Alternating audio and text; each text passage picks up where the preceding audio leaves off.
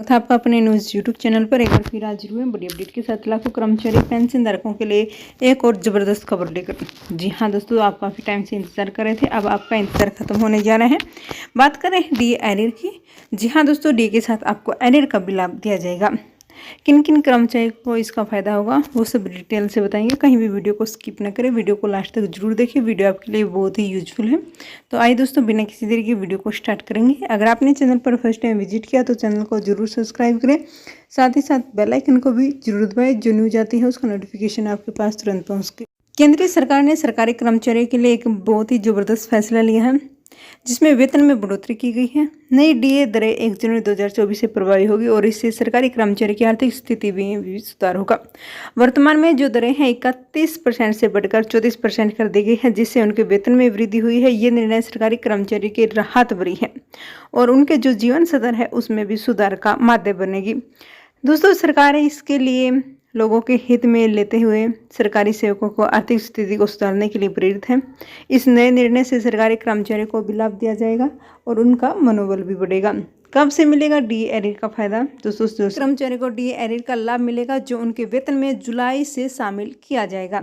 इस निर्णय से कर्मचारी की आर्थिक स्थिति में सुधार आने की उम्मीद है।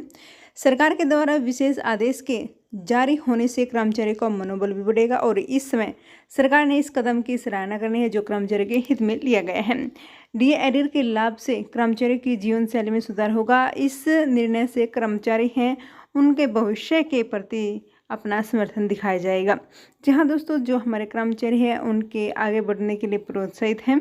अब बात करते हैं जो डी कैलकुलेशन की लेवल 1 की बात करें, जिनकी न्यूनतम सैलरी 18,000 रुपये कैलकुलेशन की जाती है। सरकारी कर्मचारी की न्यूनतम सैलरी में वृद्धि की गई है। नया वेतन विनिमय उनके लिए लाभदायी होगा। सरकारी विभागों में यह संशोधन लागू होगा। कर्मचारी की आर्थिक स्थिति में सुधार आएगा। वेतन का मानव संसाधन विकास में महत्वपूर्ण योगदान होगा। योग्यता और प्रदर्शन के आधार पर भी वेतन बढ़ाया जाएगा। सरकारी सेवाओं में कर्मचारी को अधिक लाभ मिलेगा। गुणवत्ता में सुधार सरकारी सेवाओं को मजबूत करेगा। वहीं न्यूनतम पे स्केल से कर्मचारी की आत्मसम्मान भी बढ़ेगा। वेतन वृद्धि से कर्मचारी का जीवन स्तर उत्तम होगा। सरकारी कर्मचारी को वित्तीय स्थिति में सुधार आएगा। यह निर्णय सरकारी कर्मचारी के उत्थान के लिए भी महत्वपूर्ण है। वेतन संरचना में सुधार सरकारी सेवाओं को प्रभावी बनाएगा। सरकारी कर्मचारी के लिए यह नया वेतन विनिमय अच्छा समय होगा। हम कैलकुलेशन करके बताते हैं कैसे आपकी इसमें टीए में वृद्धि होगी। जी हाँ दोस्तों, बात करते हैं सबसे पहले हम जनवरी 2024 की। अगर आपके डीए में 50% होता है तो 9,000 रुपये तक की वृद्धि होती है। वहीं टीए की बात करें दोस्तों, आप देख सकते हैं 1,350 रुपये तक की वृद्धि होती है। डीए ऑन टीए में करें तो 675 रुपये पर मंथ के हिसाब से होगा, यानी कि पूरे साल का टोटल करते हैं तो 11,025 रुपये होता है डीए ऑन टीए। वहीं फैब की भी आप देख सकते हैं और मार्च महीने की भी। बात करते हैं अप्रैल की, जो एरियर के सहित है वैसे ही इसमें भी दिया गया है। 9,000 रुपये जो है वो डीए है, टीए 1,350 है, यानी कि ये भी टोटल 11,025 रुपये टोटल बनता है डी और टीए को। अब लेवल 1 में जो अधिकतम बेसिक सैलरी है जिनकी 56,900 रुपये है, अगर हम उनकी कैलकुलेशन करते हैं तो उनकी कैलकुलेशन में कितना क्या कुछ आएगा। जो सरकारी कर्मचारी की सैलरी ग्रेड लेवल 10 है, न्यूनतम सैलरी 56,100 रुपये है। भत्तों के वितरण नहीं है दोस्तों, केवल इसमें स्केल में वृद्धि संभव है। सरकारी कर्मचारी को अतिरिक्त लाभ मिलता है जो विभिन्न कटौतियाँ संभव कार, पेंशन योग्यता इसमें आदि शामिल किया गया है। नियमों के अनुसार भुगतान होता है जो संघर्ष की तारीखों को भी हो सकती है। सैलरी में परिवर्तन की संभावना है, वहीं सैलरी निर्धारण में उतार चढ़ाव भी हो सकता है। अब आप इस पर स्क्रीन पर देख पा रहे होंगे कि इसमें जो ड्यू और एरियर है, जो डी 50% होता है तो आपको कितनी सैलरी होगी, क्या कुछ इसमें होगा। जनवरी में बताया गया है दोस्तों, जो आपका डी होगा 28,450 रुपये। वहीं टीए की बात करें तो टीए आपको 3600 में दिया जाएगा। डी ऑन टी 1,800 रुपये पर मंथ के हिसाब से।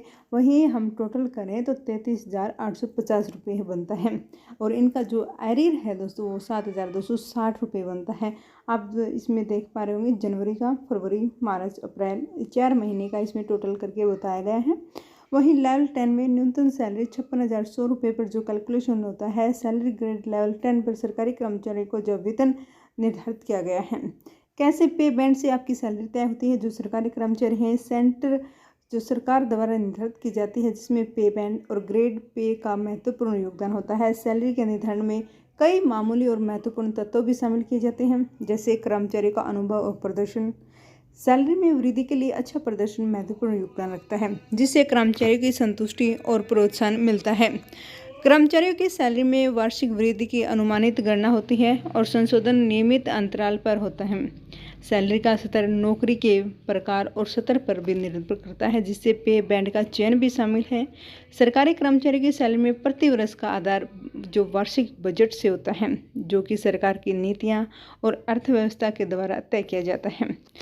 दोस्तों, जो पे बैंड है, ग्रेड पे पर कर्मचारी अनुभव प्रदर्शनता की मान्यता वार्षिक वृद्धि है, यानी कि इसमें दिया गया है जो कर्मचारी अनुभव करता है 2 साल से 5 साल या 10 साल, जिसमें 2 साल करता है उसे एक ग्रेड पे पर होता है, 5 साल में बी पर और 10 साल सी पर होता है। दोस्तों, ये थी आज की लेटेस्ट अपडेट। आशा करते हैं आपको वीडियो अच्छी लगी होगी। वीडियो अच्छी लगे तो लाइक ज़रूर करें, सब्सक्राइब करें और अपने दोस्तों के साथ जरूर शेयर करें। मिलेंगे नेक्स्ट वीडियो में ऐसे एक और बड़ी अपडेट के साथ। तब तक आप सभी को धन्यवाद। जय हिंद, जय जवान, जय किसान।